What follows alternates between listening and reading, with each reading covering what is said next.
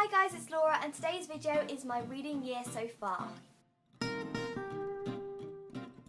As it's nearing the end of May and we're getting into halfway through the year, I thought I'd do a wrap up of the books I've read so far. I haven't done any monthly wrap ups so far this year, mostly because I've read so little. I felt that it was really pointless even doing a wrap up for a month where I probably read no or one or two books. So I thought I'd share with you guys what I've actually read this year so far, and it's kind of tiny. It has been a really busy year for me. I've just finished uni, so it's understandable I haven't read a lot. It is a bit frustrating because I've missed reading so much. But on Thursday last week I did my last assignment, a presentation, and I finished uni. It's flown by, and if any of you guys would like any information via my uni journey, feel free to ask. I've just finished my English and Creative Writing degree and will graduate in October, which is a bit later than everyone else, but it's because we graduate in a cathedral. They don't book it in the summer, they've got events there. So yeah, I've just finished uni and I want to get back into BookTube and I didn't know how, so I've decided I'm going to just show you books I've been reading recently and then we'll see where it goes from there really. So I hope you enjoy this video, and if you do, like and subscribe, and I can't wait to hear your comments. So I'm going to have my phone here with me to check the ratings and exactly what I read, because obviously it was a while ago. I have read 8 books so far out of my 75 book goal of this year, which is pretty bad, but I think I've still got potential to reach that goal, and that is 11%. So they're the numbers for you. I don't know why you needed to know that, but so I've read 8 books so far this year. So the first book I read isn't a whole entire book, it's a short story, and I read Breakfast at Tiffany's by Truman Capote. Capote? No, Capote. I don't know how to say it. I gave this about 4 stars. It was a reread for me. I read it several years ago. It was enjoyable. It was enjoyable as a short story, but I wouldn't say it's anything spectacular. We compared it with a film and we were looking at the film and everything, which was quite fun to do, and it's generally an enjoyable story, and yeah, good way to start the year, I guess. The next book I read this year was The Iron Man by Ted Hughes. It's a book that's split into 5 stories, so you can read a child a story a night. It was really enjoyable. I'd never read it before, but I'd seen clips of the film. I was reading it for one of my uni dissertation bits, but I never used it. It was enjoyable. I will look at my rating. I gave it 3 stars, so it was enjoyable. I liked it, but it didn't wow me, and I really want to see the film again because I've only seen clips of it and kind of compare it between them two. The next book I read this year was in February, and that was Sex and the City by Candice Bushnell. It was for my Sex and the City and Beyond module in my English studies. Basically, we looked at feminism in the 1950s to like now and to here and beyond, basically. I gave this book about 3.53. I had very mixed feelings about this. It's nothing like the TV series. It's very different because it's taken from extracts from a newspaper column, so it's all a bit mixed up and it's not always easy to follow the storyline, and you don't really care about any of the characters. However, it creates a lot of thinking and a lot of ideas, and it makes you think about a lot of things in society and problems, and it makes you question yourself and question society as well, which was really interesting, and I loved that part of it, and as that it works really well.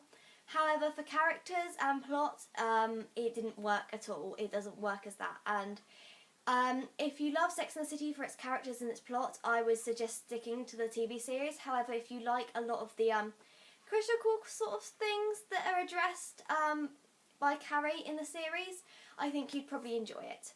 So yeah, this was 3.5. It wasn't amazing, but it was good. So yeah. The next book I read was Popular Vintage Wisdom from Modern Geek. This was written by Maya Van Wagenen. I'm not being able to say her name very well, sorry for that, but she is only like 15, 16 if that, and she wrote a book where she finds a 1950s how to be popular guide, and she applies it to the 21st century. It's quite an interesting memoir and I really enjoyed it. I do have a review on my blog which I will post down below for you guys if you want to check out more. I gave this book 4 stars because it was good, but there were some parts of the books I didn't enjoy that much and I didn't agree with.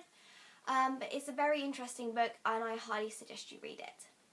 Now for the first 5 stars of the year, I have here This Is All by Aidan Chambers. It's a pillow book of Cordelia Ken. This is in a series of books that kind of goes around the coming of age sort of stories.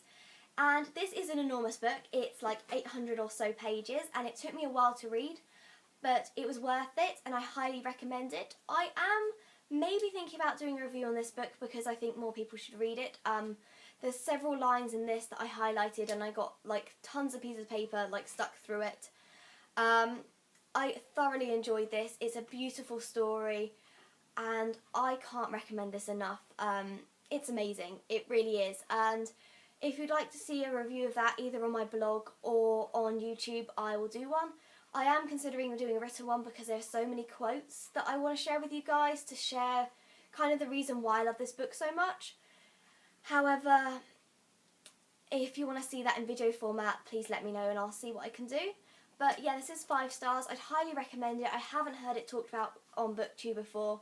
And if you've got the time and the patience to go through 800 pages, I really suggest you pick it up. The next book I have to share with you guys is one I read in April, I think, April time. And you're all going to recognise it as soon as I hold it up. And that is All I Know Now by Carrie Hope Fletcher.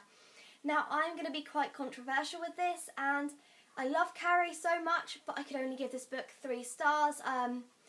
It might be because it really isn't suited to my age range, and I didn't feel like I could enjoy it as much. I don't think I will be picking up any sort of advice books in the future because I don't enjoy that sort of writing. I really hope Carrie Hope Fletcher writes some fiction books in the future because I think I'll really enjoy them.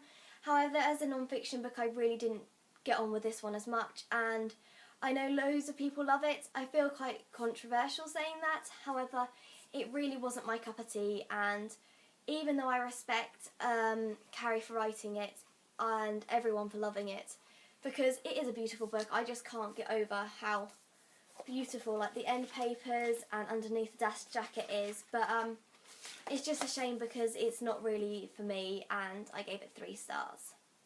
Now the last 2 books I have to share with you guys is a book series that I'm so happy with and so happy I've started reading and fallen in love with, and I'd like to thank my friend Jasmine for kind of encouraging me to really get on reading it, because even though I heard everyone on BookTube talking about it, I never really picked it up, and she kind of made me pick it up and read it. So thank you, Jasmine, if you're watching. And that is these beautiful pretties. I don't know if they're called the Throne of Glass series or they're just called whatever they're called series. The Throne of Glass and Crown of Midnight. Now, both of these have 5 stars.